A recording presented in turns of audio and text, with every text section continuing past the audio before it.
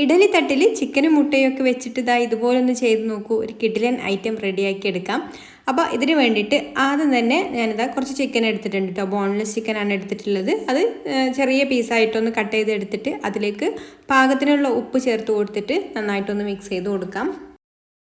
ഇനി ഇതാ ഇഡലി തട്ട് എടുത്തിട്ടുണ്ട്. അതിൻ്റെ കുഴിയിലേക്ക് നമ്മൾ ഈ ഒരു മിക്സ് ചെയ്ത് വെച്ചിട്ടുള്ള ചിക്കൻ ചേർത്ത് കൊടുക്കാം.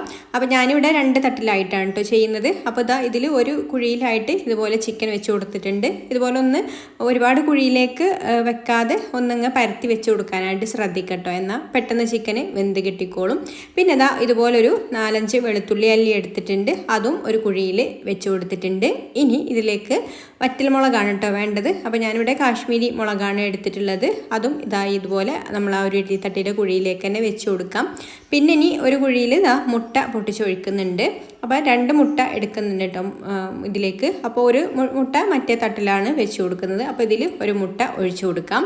മുട്ടയുടെ വെള്ളം കുറച്ച് കൂടുതലായിട്ട് കുഴി നിറഞ്ഞ് വന്നപ്പോൾ ഞാനിതാ ഒരു വെളുത്തുള്ളിയുടെ ആ ഒരു കുഴിയിലേക്ക് ഒഴിച്ചു കൊടുത്തിട്ടുണ്ട് കേട്ടോ കുറച്ച് മുട്ടയുടെ വെള്ളം.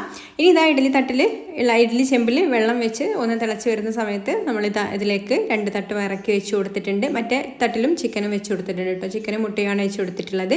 എന്നിട്ട് നമുക്കിത് അടച്ചു വെച്ചിട്ട് ഒരു 10-12 മിനിറ്റ് ഒന്ന് നന്നായിട്ട് ആവി കയറ്റിയെടുക്കാം. ഒരു 12 മിനിറ്റ് കൊണ്ട് തന്നെ ഇത് റെഡി ആയിട്ട് വരും കേട്ടോ. അപ്പോൾ നന്നായിട്ടൊന്ന് ആവി കയറ്റിയെടുത്താൽ കഴിഞ്ഞാൽ ഇതാ ഇതുപോലെ നമുക്ക് കിട്ടും. അപ്പോൾ ചിക്കനൊക്കെ നന്നായിട്ട് വെന്തിട്ടുണ്ട്. ഇനി നമുക്കിത് ഇതിൽ നിന്ന് എടുക്കാം. എന്നിട്ട് ചിക്കൻ ഇതിൽ നിന്ന് വേറൊരു ബൗളിലേക്ക് മാറ്റി വെക്കാം. പിന്നെ മിക്സിയുടെ ജാർ എടുത്തിട്ട് നമ്മൾ വേവിച്ച് വെച്ചിട്ടുള്ള ആ ഒരു മുട്ടയും അതുപോലെ വറ്റൽമുളകും വെളുത്തുള്ളിയും ഇതിലേക്ക് ചേർത്ത് കൊടുക്കുന്നുണ്ട്. മിക്സിയുടെ ചെറിയ ജാറിലേക്ക് ഇതിലേക്ക് പാകത്തിനുള്ള ഉപ്പ് ചേർത്ത് കൊടുക്കാം. പിന്നെ പുളിക്കായിട്ട് ഞാൻ കുറച്ച് വിനാഗിരി ഒഴിച്ച് കൊടുക്കുന്നുണ്ട് കേട്ടോ. ഒരു 1/2 ടീസ്പൂണിൻ്റെ അടുത്തേ ഉള്ളൂ. അപ്പോൾ അത് ആവശ്യത്തിന് ഒഴിച്ചു കൊടുക്കുക. വേണ്ടാത്തവർക്ക് പുളി ആവശ്യമില്ലാത്തവർക്ക് ഒഴിവാക്കാം കേട്ടോ. പിന്നെ പാലും ഒഴിച്ചു കൊടുക്കുന്നുണ്ട്. ഇതൊന്ന് നമുക്കൊരു സോസിൻ്റെ കൺസിസ്റ്റൻസിയിലാവാൻ വേണ്ടിയുള്ള പാല് മാത്രമാണ് വേണ്ടത്. അപ്പോൾ അത് നോക്കിയിട്ട് ചേർത്ത് കൊടുക്കാം. പിന്നെ ഒറിഗാനോയുടെ ഫ്ലേവർ ഇഷ്ടമുള്ളവരാണെന്നുണ്ടെങ്കിൽ ഒറിഗാനോ ഉണ്ടെങ്കിൽ അതും കൂടി ചേർത്ത് കൊടുക്കാം കേട്ടോ. പിന്നെ ഒരു സ്ലൈസ് ചീസും ചേർത്ത് കൊടുക്കുന്നുണ്ട്. എന്നിട്ട് ഇത് നന്നായിട്ടൊന്ന് അടിച്ചെടുക്കാം. അടിച്ചെടുത്ത് കഴിഞ്ഞാൽ ഇതുപോലൊരു സോസ് റെഡി ആയിട്ട് കിട്ടും. ഇനി ഇതാ ഞാനിവിടെ കുറച്ച് വെജിറ്റബിൾസ് ഒക്കെ ഒന്ന് കട്ട് ചെയ്തെടുത്തിട്ടുണ്ട്. ഞാനിവിടെ ക്യാരറ്റ് ഗ്രേറ്റ് ചെയ്തതും അതുപോലെ ലെറ്റ്യൂസും ചെറുതായിട്ട് അരിഞ്ഞെടുത്തിട്ടുണ്ട് കേട്ടോ. പിന്നെ ക്യാപ്സിക്കം ഉണ്ടെങ്കിൽ അതെടുക്കാം, സവാള എടുക്കാം, നമുക്ക് ഇഷ്ടമുള്ള വെജിറ്റബിൾസ് ഒക്കെ എടുക്കാം. അത് നമ്മൾ നേരത്തെ വേവിച്ചെടുത്തിട്ടുള്ള ഒരു ചിക്കൻ ഉണ്ടല്ലോ, അതൊന്ന് ചെറുതായിട്ടൊന്ന് പീസാക്കി എടുത്തിട്ടുണ്ട്. കൈ വെച്ചിട്ട് തന്നെ ഒന്നങ്ങ് പിച്ചെടുത്തിട്ടുണ്ട്. അതിലേക്ക് ഈ ഒരു വെജിറ്റബിൾസ് ചേർത്ത് കൊടുക്കാം.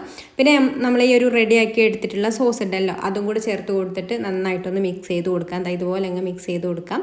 എന്നിട്ട് ഒരു പാൻ ചൂടാക്കിയിട്ട് അതിൽ ഒരു ചപ്പാത്തി ഒന്ന് ചുട്ടെടുക്കുന്നുണ്ട്. ചപ്പാത്തി ഇട്ട് കൊടുത്തിട്ട് ഇതുപോലെ തിരിച്ച് മറിച്ചൊക്കെ ഇട്ട് കൊടുത്തിട്ട് ഇതുപോലെ അങ്ങ് വീർത്ത് വന്നു കഴിഞ്ഞാൽ ഇതാ ചപ്പാത്തി റെഡിയായി.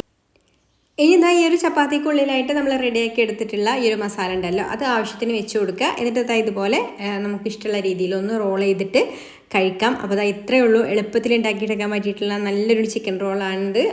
മക്കൾക്ക് ലഞ്ച് ബോക്സിലൊക്കെ കൊടുത്ത് വിടാനൊക്കെ പറ്റും കേട്ടോ. അപ്പോൾ ഇഷ്ടമായിട്ടുണ്ടെങ്കിൽ ലൈക്ക് ചെയ്യാനും ഷെയർ ചെയ്യാനും ചാനലൊന്ന് സബ്സ്ക്രൈബ് ചെയ്യാനും ഫേസ്ബുക്കിലാണ് കാണുന്നതെന്നുണ്ടെങ്കിൽ പേജ് ഒന്ന് ഫോളോ ചെയ്ത് സപ്പോർട്ട് ചെയ്യാനും കൂടി മറക്കല്ലേ. അപ്പോൾ ഇനി മറ്റൊരു നല്ല റെസിപ്പിയുമായിട്ട് അടുത്ത വീഡിയോയിൽ കാണാം. Thanks for watching.